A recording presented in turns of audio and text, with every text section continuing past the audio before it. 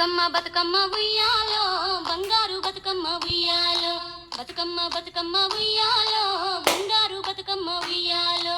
ఆనాటి కాలాన ఉయ్యాలో ధర్మాంగుడను రాజు ఉయ్యాలో